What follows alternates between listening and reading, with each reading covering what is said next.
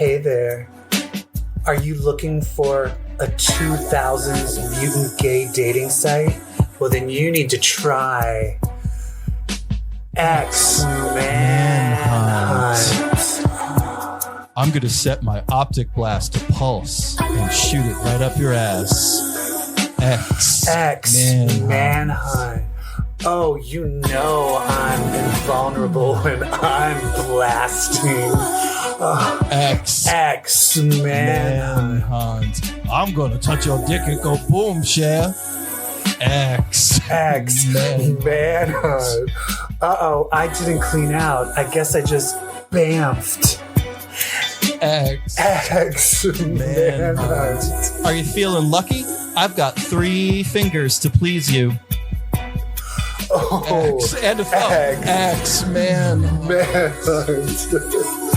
Hey, bub. Wait till you feel this snit. X-Manhunt.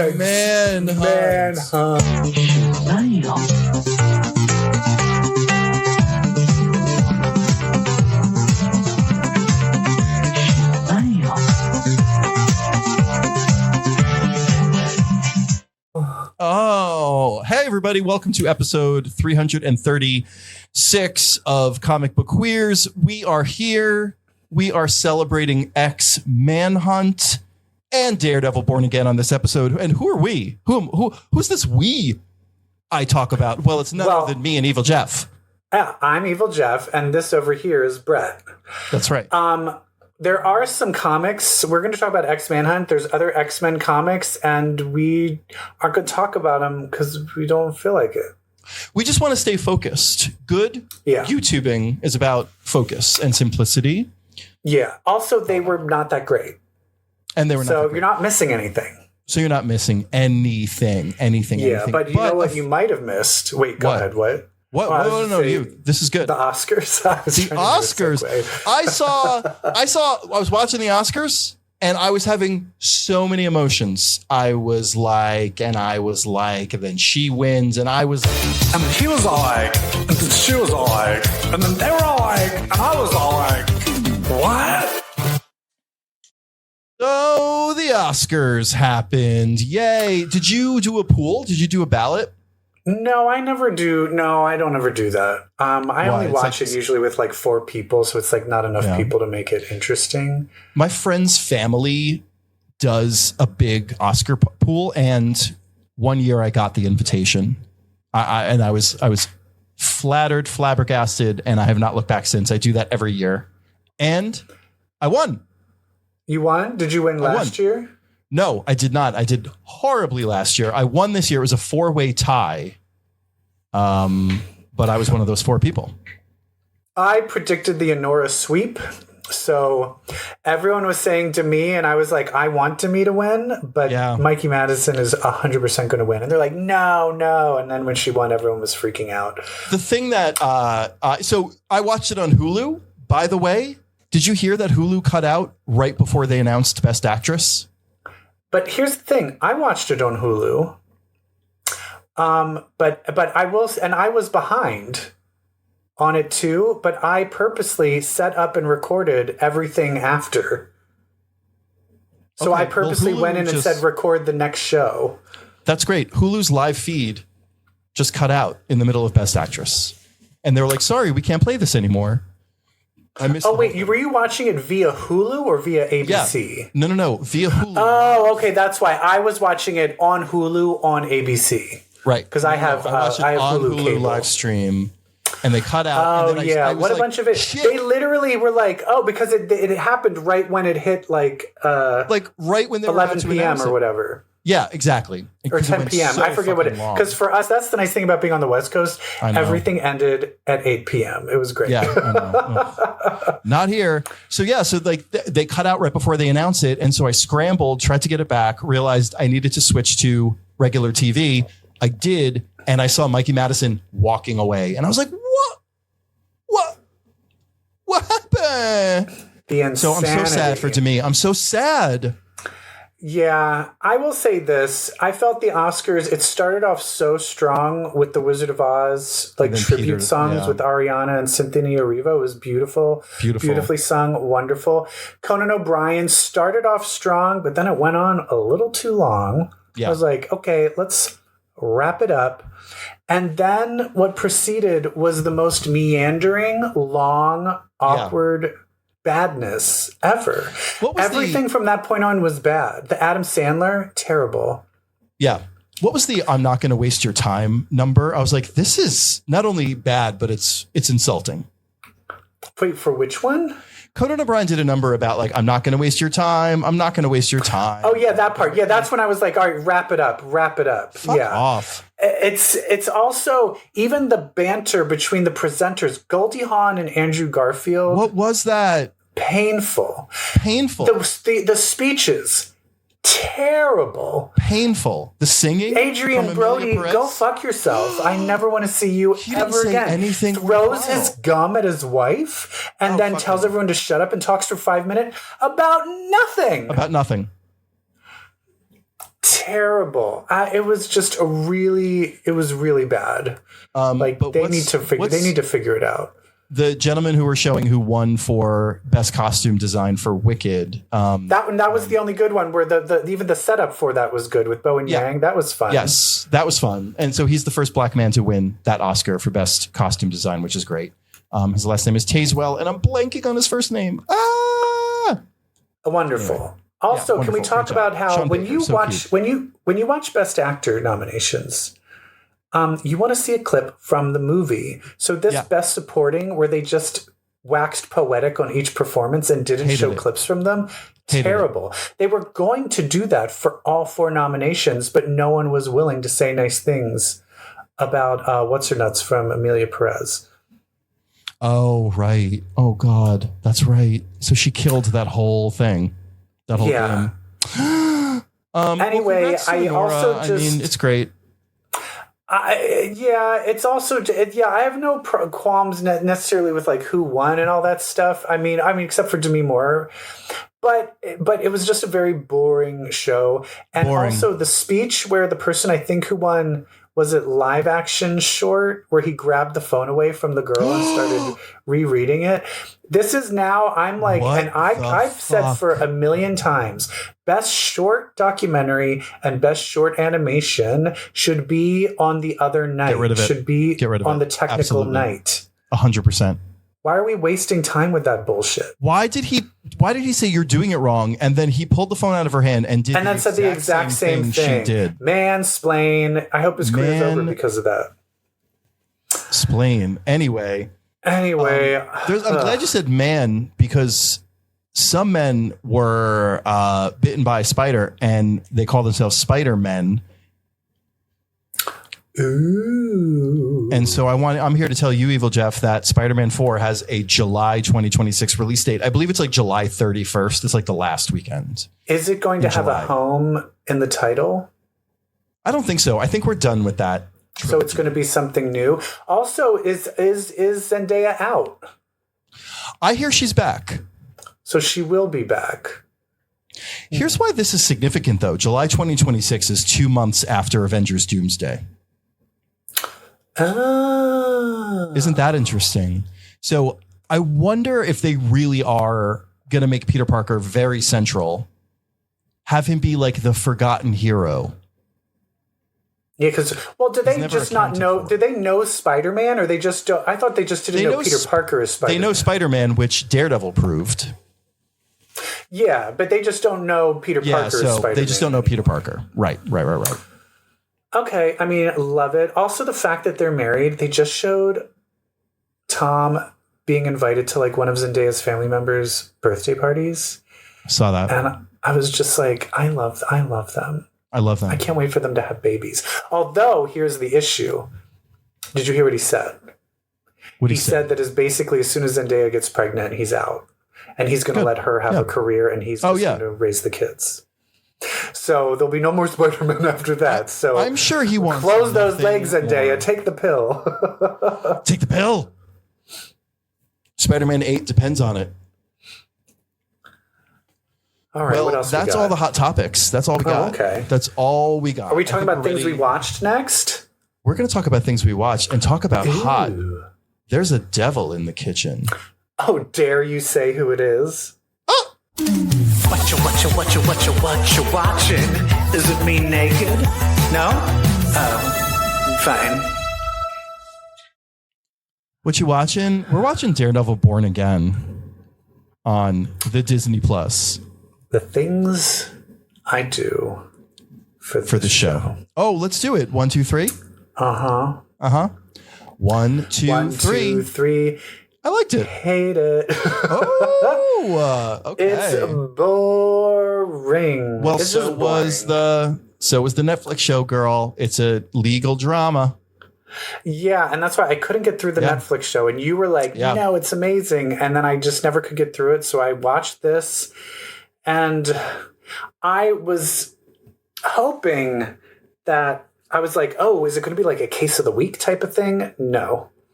Because I was thinking after when White Tiger came on, it's just going to be one long case. I'm like, it's just I don't think it will. I think they'll divide this into thirds. This is an 18 episode run.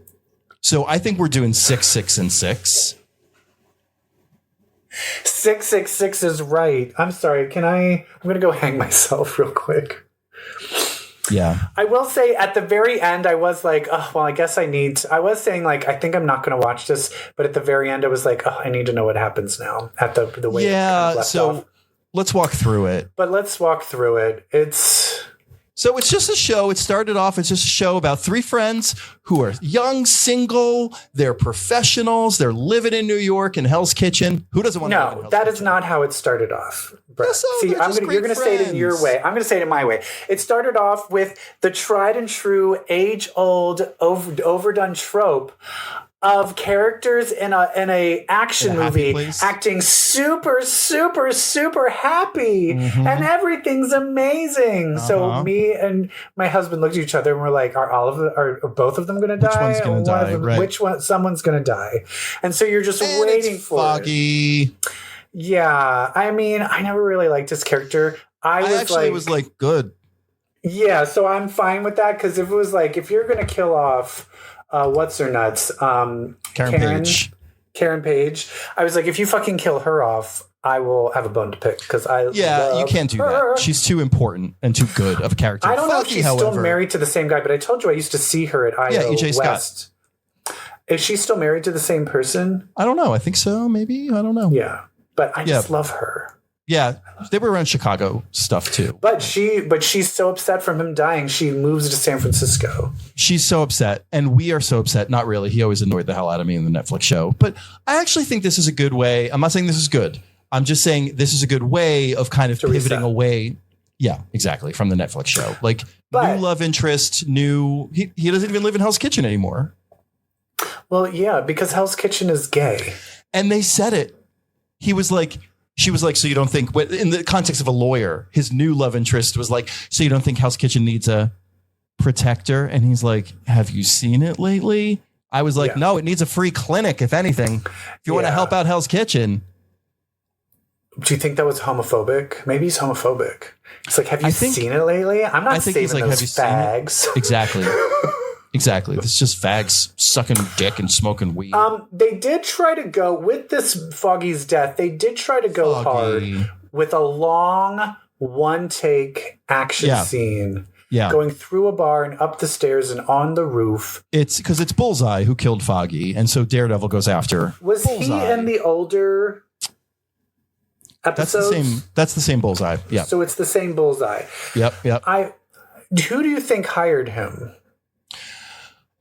Great question.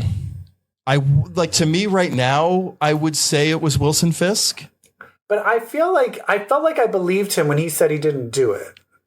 I think there's another player at hand. Fisk. Maybe it was the wife. Oh, okay. I bet she was the wife.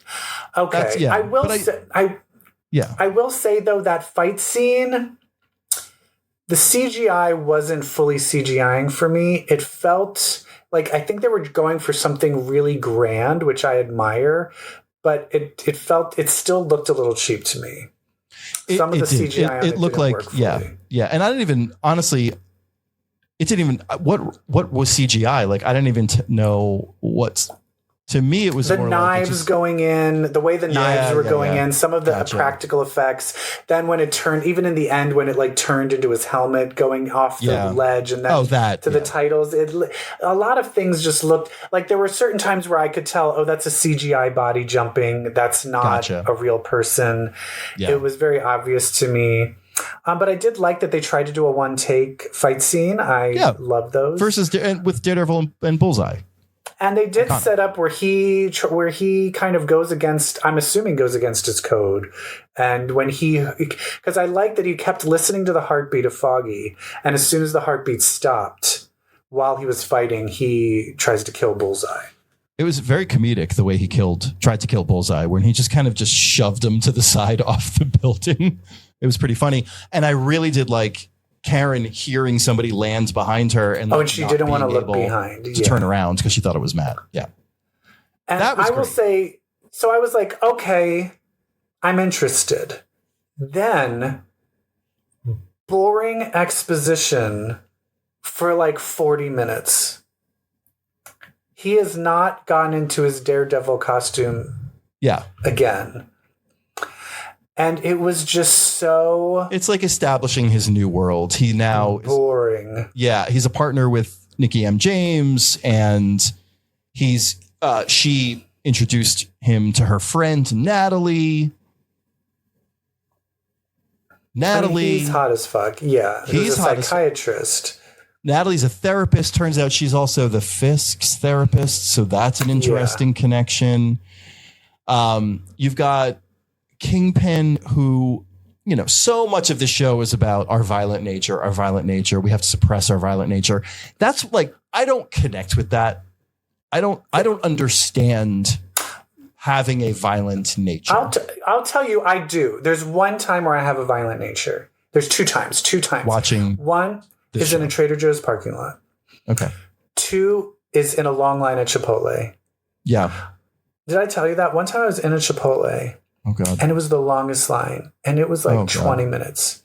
And then I finally get up to the front and there's one person behind me. And this middle-aged woman goes, "How does all this work?" No. And then one by one asked what each thing was and every single thing. And I turned behind me and there was a woman and we looked at each other like, let's slit her throat. And no one will say anything. That's the only time I had to fight my violent nature. No, I agree with you. I also think the whole Fisk being mayor, I wasn't really into that in the comic. In the comics. That's so I'm not super... I just feel like they're like, look, we're doing this thing in the comic. And I'm like, I don't care. I mean, this is another Trump analogy too, though. Like the crime boss ascends to power and everyone loves him. I do like that it's trying to do Trump analogies, but let's push it even further. Yeah. Or Trump analogies, the actual mayor of New York. Thank you. Was the White Tiger, is he in the first Daredevil shows? No. Okay, so he's new. I like him. He's new. And unfortunately, that actor, did you see, he passed away of cancer. What? Not too long ago. Yeah. Oh, no. So they dedicated episode 2 to him. Oh, that's who the dedication was? But he's like the actor who plays White Tiger. No. Isn't that horrible? That's so sad. He was great. He was likable. And so this is a guy who saw a mugging happening, a shakedown happening, a beatdown happening on the subway platform in Washington Heights. And he jumped in, and it turned out they were undercover cops who were roughing a guy up, and one of the undercover cops dies accidentally in the melee. You're not too far from Washington Heights, right? Not at all. Harlem near Washington Heights? Next neighborhood up. Yeah. Yeah. Yeah. That was the thing. It was fucked up where it's like these guys are shaking this guy down, about to beat the shit out of him. He tries to stop them. They try to beat him up. And when they realize he fights back, they try to kill him. Yeah. The one guy trips and falls into the subway. And then they're like, oh, we're cops. You're like, oh, no. Yeah. Uh-oh. Yeah. I do like that it's dealing with corrupt police. I like that. Yes. And then who is the news reporter girl? She's the daughter of somebody. Yeah, is that from she's season Ben Urich's niece. And so that scene where she meets with Kingpin, it's got, if you're familiar with the old show, it has resonance because Kingpin is who killed her uncle. And so he knows that, but does she know that? She does not know that, but Kingpin knows that he's the one who murdered Ben Urich. Okay. Yeah. So I'm sure. Did he hire his goons or did he actually do it himself? No, he did it. He showed up to his apartment and killed him. Okay. Yeah. For snooping around. And so he said something about, I had to laugh. He's like, well, I'm sure she's lived a life being underestimated. And I'm like, okay. Is he going to say that?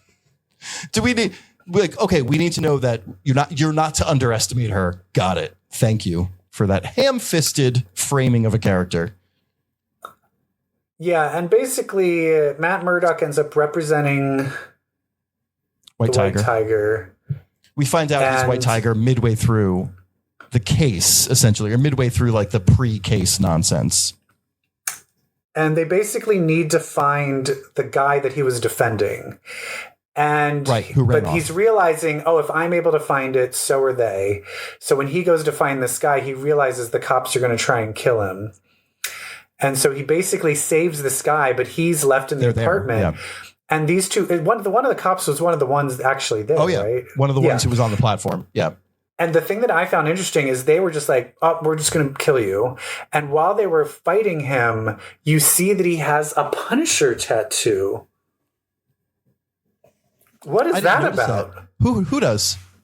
The cop, when he did this on his wrist, was the Skull Punisher tattoo. You didn't remember that? No, I don't remember that at all. Because so I was like, but who is the Punisher a bad guy in this? No, dude.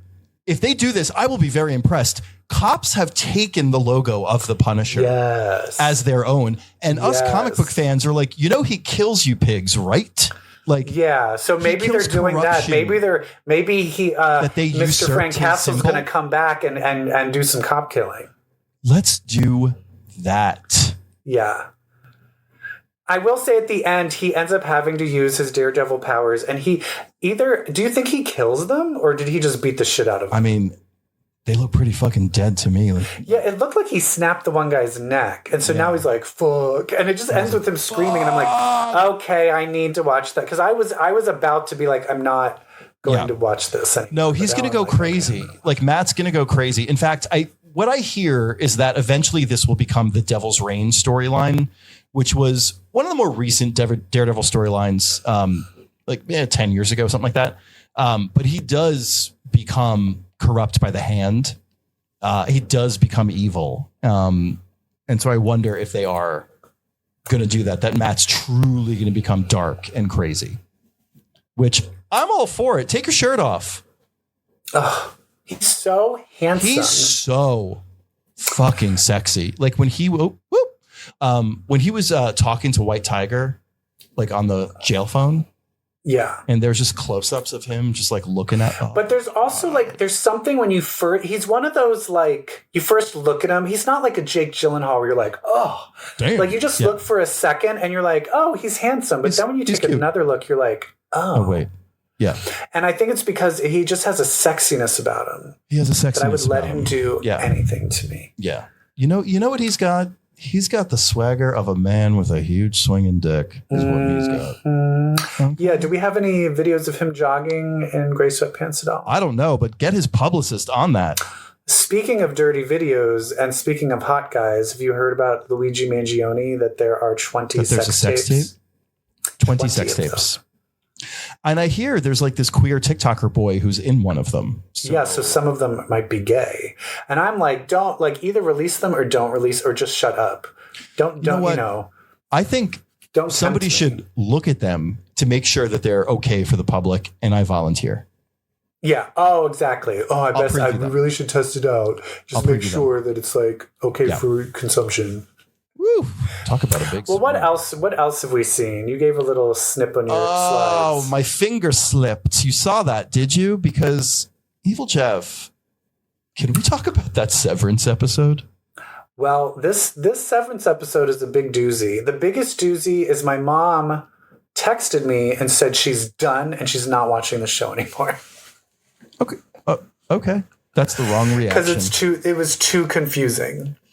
She feels that it's opening up more cans of worms and she's done with it. This was the most straightforward episode they've ever given. No, I know. I feel that this was explaining a lot. But here's what's great about Severance. And this is why Severance is on and I will say this, I'm acting like Severance is like on a higher level of shows, but Severance is now the number one show in the entire world. It's the most watched show in the world. So, and I think one of the reasons that people like it is it's not spoon feeding you the plot. It's not spoon feeding it to you. Like, you do have to kind of like pay attention. And I think so many people want something where you can be on your phone while watching something. And this, you cannot look away. Every moment is important. The way it should be. This shows you what his wife is up to. This gives you the whole goddamn. This is one of those episodes. This is episode 7 of season 2. This is one of those episodes that's up there with like, I'll give you Twin Peaks: The Return, episode 8, Lost, the Desmond episode, The Constant. Like this episode was heavily inspired by Twin Peaks: The Return. There are transitions when it closes in on her eyes and then it turns to a different scene. It's so Lynchian. And actually, this was eating it up. Directed by the woman who has been the cinematographer the entire run. Oh, perfect. Ben Stiller gave her a crack at directing, and look what happened. Well, it's great. Also, they had a little treat for the gays because of Miss Sandra Bernhard is the character. Girl, I was gagged. Are you kidding me? Oh my God, I'm here in New York, and I'm Sandra Bernhard. It appears on my TV. I'm a middle-aged gay man in New York, and I've got Sandra Bernhard on my TV. I kind of wish she was more like she's playing a character, but I kind of wish she was just Sandra Bernhard, where she's just like, "Hey, girl, it looks like you've been severed, bitch." Like I just. So this is an episode where we finally find out what the fuck happened to Mark's wife, Gemma. Now, I will say we still do not know what happened. What exactly happened? Because at first I was like, because she goes in for, it looks like they're going in for fertility because she has a miscarriage. We have flashbacks. We have flashbacks of when they meet. We have flashbacks of when they go through all of their pregnancy and fertility issues, which starts with a miscarriage. Yeah, and so they go to Lumen, and she has to enter this huge checklist and things of like, has to enter all this stuff. Like she's even having to draw ducks and stuff like that. Well, that's after. Yeah. But it looks like, I think that's still from Lumen. I think it is. Oh, it is all from Lumen. It is. So, and he's like, "What are you doing?" She's like, "I like this." So here's the thing that we don't know: did she volunteer to pretend to die and go in, or did they kidnap her and fake her death? Did she volunteer? So either she volunteered, or they were like, "Actually, she has all the criteria. We need to kidnap her or and she's bring the her." match. So that's the thing we still don't know, but we are now knowing what is happening. And here is what blew my mind. This bitch is multi-severed.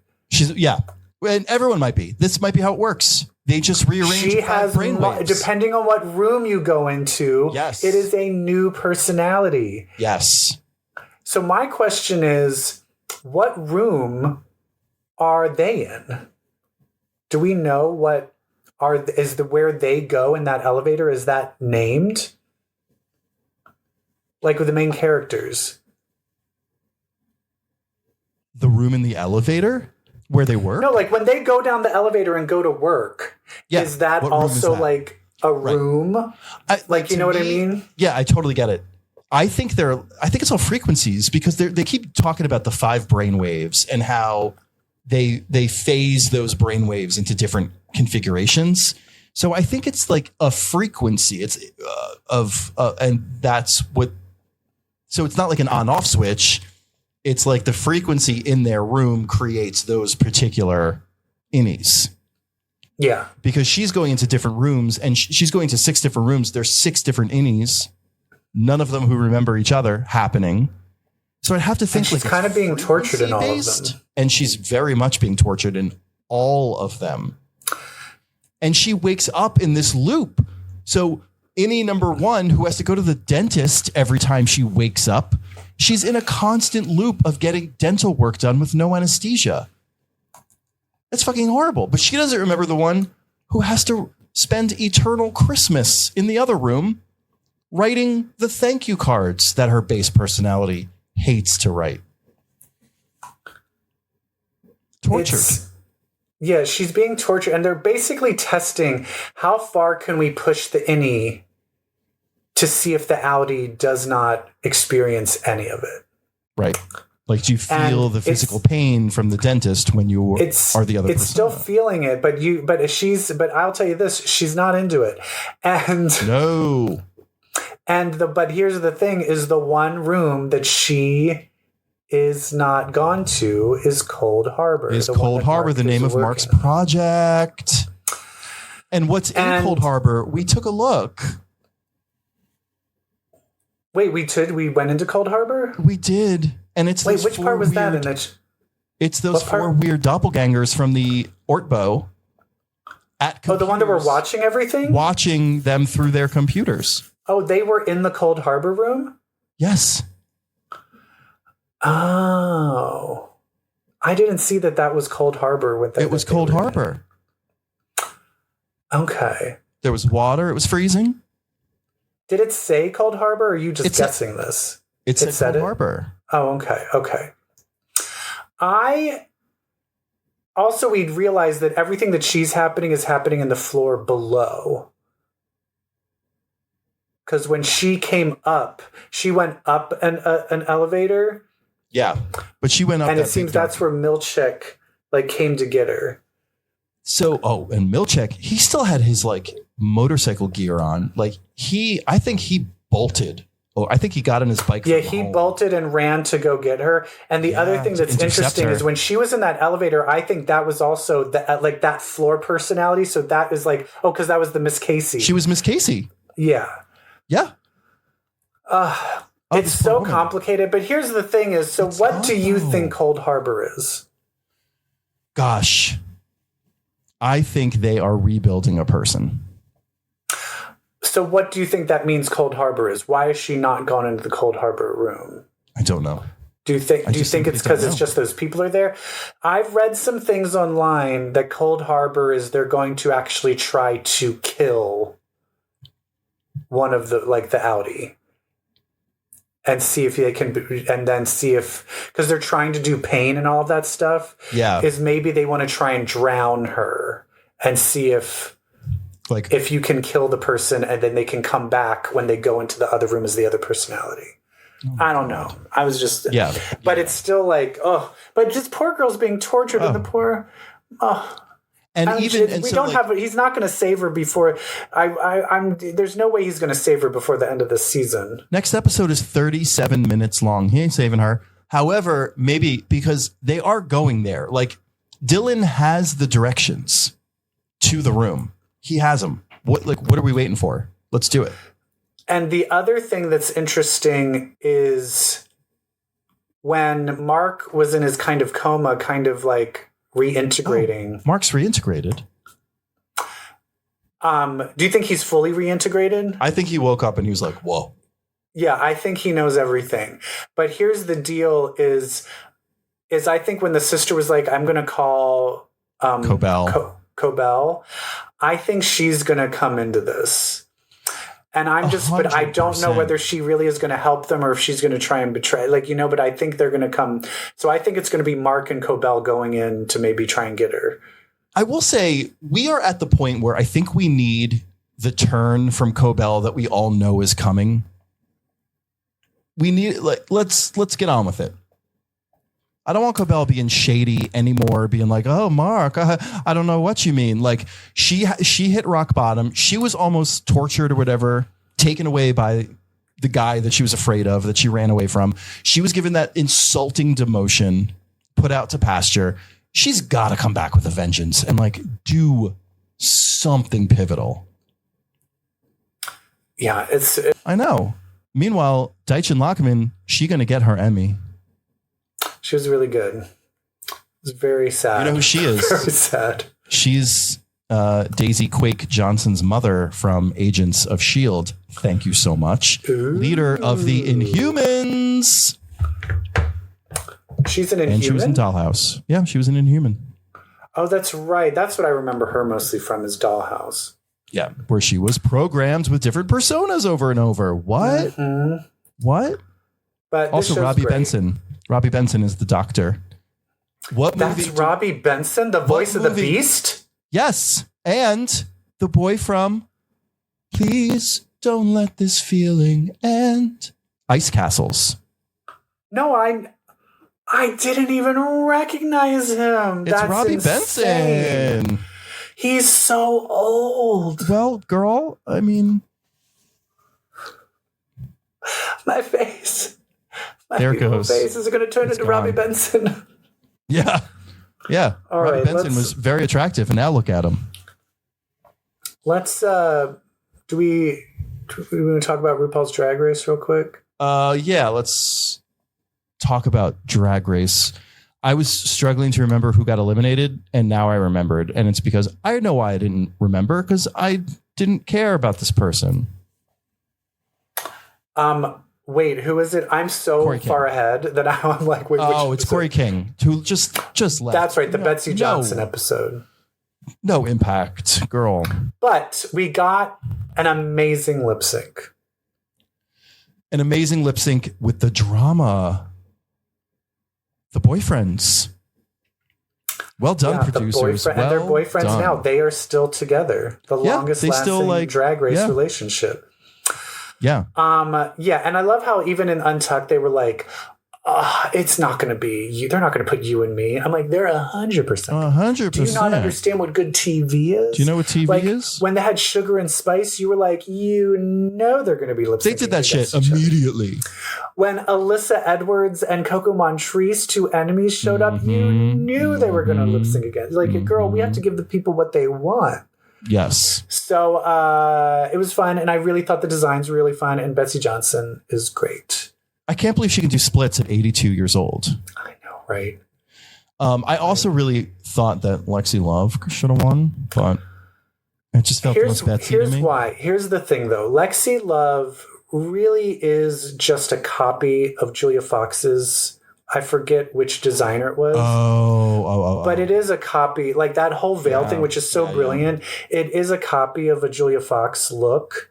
Okay. And Jules Sparkles really looked like it could be in her collection. Yes. Okay. You know what I mean? So I understand. But if it went to Lexi Love, it would have been great too. Yeah. But I think that's probably why they chose it. Yeah. But yeah, it's fun. Anyway, that's all I'm going to say. I keep on wanting to, I'm like, I can't say anything else. I want you to spoil me after the show, but hold on. Okay. Let's talk about X-Men first. Yes. It's mutants with powers, Omega for hours. Bitch, let's read some X-Men. Okay, ho. We got some X-Men to talk about.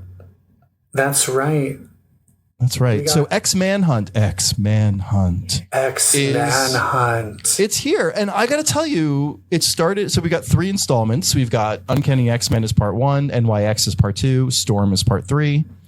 And I'll talk about what that does to the story. But the opening, the grounding in the why we're doing this, I was like, okay, to me, this is best case scenario. I've said many a times, he does not give a shit about Xandra. He has a fucking daughter that he never, I don't think has he ever seen her? Yeah. I don't even know if they've ever even interacted. Right. But it looks like the Shi'ar rebels are taking her over and probably going to try her and arrest her. And so he just wants to save her. It's all just like, I need to go save my daughter. He busts out of Greymalkin prison. And honestly, when I read the Xandra pages, I was like, okay, thank God. Like, at least this is grounding. This whole thing is grounded in something that I'm kind of interested in. Well, also, we're starting it having Gail Simone start the story. So we're already, and I have a feeling she probably was instrumental in creating this story, since a lot of these things, the brain tumor, all of the other things seem to be things based in the uncanny X-Men world. And just something like a simple emotional grounding, like I have to save my daughter.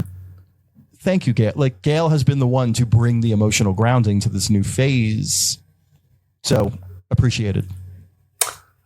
So he also has but here's the one thing I was confused about. And I ask you this every time, and I'm never going to remember because I'm old. What's the name of the bitch that runs Greymalkin? I'm going to flip this fucking desk. I'm never going to remember it. It's Dr. Karina Ellis. Like you're saying, like, I'm never going to remember it. It's already gone. Say it with me. Dr. Corina. Kalinda. Boris. Close enough.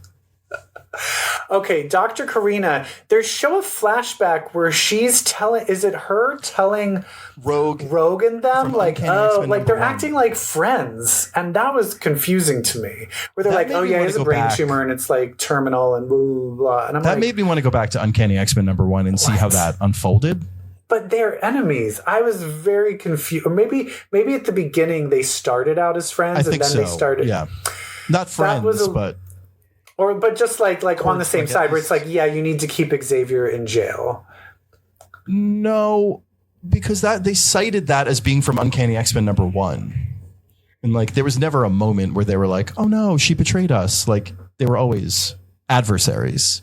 Yeah, so I'm a little off about that, but whatever. We got to go back and check that issue.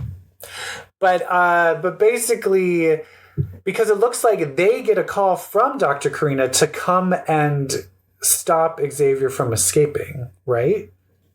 Is that who calls them? Yeah.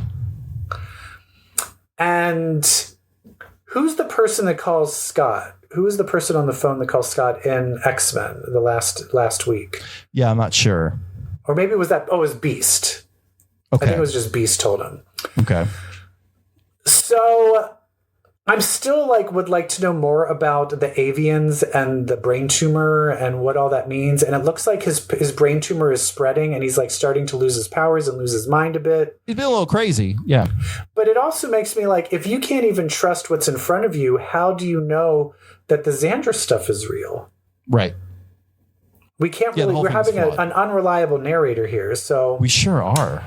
Now, I tell you this, if this was going through the Uncanny X-Men as a 4 or 5-parter, I'd be really psyched. Yeah. But no, it is not. No, and that's where this thing suffers. No, it is not. That's where this thing suffers. It goes to NYX and it just feels so disjointed because it's now so disjointed. It's Xavier hopping into each book, and the book is like, well, we've already had this thing going on, so I guess you can fit in this way. And he's like, yeah, I'm just happy to be here. Yeah, and both times it's kind of yeah, you really need to help me out. And then they're like, no, we hate you. And then 5 pages later, well, we're in. Okay, we're going to help. And then he's like, haha, it was all just a ruse. He's basically, he was Doom, because this is all Doom is still the ruler of the world. Right. He's like, Doom has a Krakoan seed and we need to go get it. But then he was like, haha, I tricked you. And this is where I was confused. It looks like they were underground where Mojo was. And then he's like, all right, go get the seed. I'm going to go manipulate some Doom bots. So they're in the treehouse and they're in the tunnels underneath the treehouse. Okay, so that's where Doom has taken over. Okay, but then why was Mojo was coming to visit Doom at his New York office to broker a deal of getting rights. Oh, okay. I thought he was in the same place where they were. So I thought he was in the treehouse. So I just don't understand why Mojo was there. He is in the treehouse. He's there to meet with Doom in his New York office, which is okay. Yeah. I hate all of this. I'm kind of over Mojo. I I'm kind of over it. The whole like, I need the rights to the TV version of this. I'm like, I'm kind of. And like they really wound up making Mojo central to NYX. It looks like he's the big fight in the final issue. I'm like, okay. But anyway, he basically sets them up for their own story where Mojo takes the seed and starts his own Mojo City that they're going to have to battle. Right. In their one issue they have left. Couldn't give a shit. Meanwhile, Xavier, what he was really looking for, it turns out the Krakoan seed was a diversion that he created. So he can get his helmet. He could get his helmet. Right. And then he brings that helmet to Storm.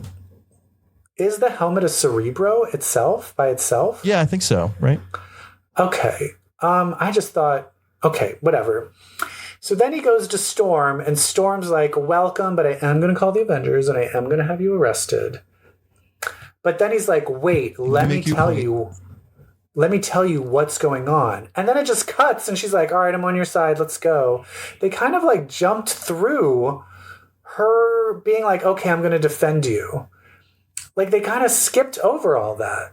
And this was another example of it's like, well, I'm the Eternal Storm now. And it's like, oh, God, okay, this is also, don't make her the Eternal Storm, and the next issue you have to jam in an Xavier side story. That's the thing about these crossovers, is it just, they're disruptive. It's not the time for this. They're disruptive. The writers are like, I got to do this now. Yeah, and then Cyclops' X-Men team comes to stop Xavier. And it looks like she kills Scott. I'm confused. She doesn't kill him. She just like iced up the inside of his head. They show Temper like heating him back up. Okay. Yeah. But yeah. And basically she's just going to try but that's the thing is, how is he going to get into space? What is she helping him do? Are they going to get a spaceship? I don't know. Yeah, that's what I thought he really needed the Krakoan seed for. Was like a gate to get to Shi'ar. To the Shi'ar, they have one where what's his nuts? Where Cannonball's wife. But I mean, if she's like Eternity's avatar now, like she probably can be like, yeah, I'll just blink my eyes 3 times and we'll be there. Anyway, so yeah, these two that followed were just not it for me. I love the maggot appearance. I don't like Maggot. I hate him. I think he's a terrible character. Yeah. I have maggots that eat stuff. No, thank you. Has that always been the case? If you had an arm chopped off, the maggots can rejoin it? I don't know. That was weird. I think Storm is the one who like rejoined. I don't know. No, because it looked like the maggots were like eating at it, and there was little. Maybe it wasn't. Yeah. I don't know. This thing is all over the fucking place. It's all over the place. Yeah, X-Manhunt. The hunt is for a plot. What? Oh my God, the hunt is for some cohesion. Anyway, listen. At least it's Xandra. She's gonna be like, Dad. Finally. I know, right? Also, what are Xandra's powers? Telepathy? Telekinesis? I don't know. She has it all. Or she has none of it. Yeah. What happened to Deathbird? She okay? She okay? Yeah, she just got shot by something, so they didn't show like her being stabbed. Where's Lalandra? Is she dead? Yeah. Where's Legion? Where's the brother? So we got to like, can you imagine what the X-Force issue of this is going to be like? Oh my God. Jesus Christ. I want to cry just bringing that up. Well, it's Sage, because isn't he was talking to Sage. He's like, Sage, help me. He's going up to all these people being like, hey, I'm not crazy right now. Help me. Like, why was he so crazy with the Uncanny X-Men? He was like, you're not my original 5 students. He was hallucinating. You're those imposters. And it's like, what the fuck? And then he shows up to NYX with some drawn out, like, hey, complicated plan. He's like, oh, I didn't recognize Wolverine, but I recognize you, Prodigy. Sophie Cuckoo. Yeah, I know. Fuck? Bullshit. What the fuck? And then he's like, Storm, hey, what's up? I'm like, yeah, it's weird. He's no brain tumor anymore, I guess. No brain tumor anymore. Uncanny X-Men. Yeah. You thought Jubilee was Cyclops. You're nuts. Speaking of, best line in Uncanny is when Jubilee was like, oh, you forgot your ruby quartz visors, rogue. Oh, when she was kind of being too hard in the danger room. Don't forget your ruby quartz visor. That was good. That was a good burn. She even says like, "Ooh, that stung." Ooh, that stung. She's like, but gosh darn it, I sure do am starting to understand Scott Summers more. Don't become him. No, she won't. Don't become him, Rogue. Don't become him. So that's X-Men. Anyway, so that's the X-Manhunt. Did you give up on My Hero Academia? No, I'm going to still watch it. I'm just kind of painfully... It's going to be years before it, like, ends. No. Season 8's the last season, coming this May. Oh, it comes this May, and then that's the end? Oh, well, fucking watch it. I'm kind of trudging through it right now, because they're doing that. They're doing their high school concert. Oh, it's so great. I'm so happy for Jiro. For Earplug Girl. It didn't need to be 4 It didn't need to be like 4 fucking episodes. No, I do too, but it didn't need to be 4 episodes. Yeah. I got to tell you, they hit you with a surprise ship in the beginning of season 6 where 2 characters like all of a sudden turn to each other and are like, "I love you." And you're like, what? Like nice. It is, I screamed. Where you didn't see it coming at all? One character's like going, no, not at all. One character's going into battle. Because like Acid Girl and Hardening Guy seem like, because they have a past. Because, well, she knows about his black hair, right? Did you see that? Scandalous. No, it's one character's going into battle and they're like, "Ooh, I'm scared." And the pro hero is like, it helps to think about like what you really care about, like what you're really protecting. And this character then like they do this thing. This character looks back and they take the camera and they go through the woods to the other character, but it's like their love like it is like this clear metaphoric path through the woods and like they're fixated on each other. And for the character to like look back and it's like that's how they reveal who this character is in love with. They like, that's sweet. Through the woods and land on somebody, and then that character's like, "I hope you're okay," and I'm like, it is the best 2 characters to put together. I can't wait. I will say, My Hero Academia is doing something where I hate. It's doing something that I think, Marvel's What If was ripping off, because they love to have Deku. Like, I'm going to lose, but wait a minute. There's so many things that I'm fighting for. I have to really think. I have to be the one. I have to be the hero. Rah! They do that all the time. And because it's a kid's show, I'm like down with it. But they did that every 5 seconds in Marvel's What If, and I hated it. Yes. So it is interesting how the same plot points can work if they're done if they're like if the characters want, Deku's motivation. Like Deku just wants to be the best hero on the planet. Yeah. And so he's always gonna, but then, when like Ultron decides to do it in What If, you're like, why? Yeah. Also, it's mostly just Deku. And in What If, it was every character. Would do that. Yeah. Anyway, My Hero Academia, we're going to at some point do an X-Men comparison, and it'll be fun. Yes.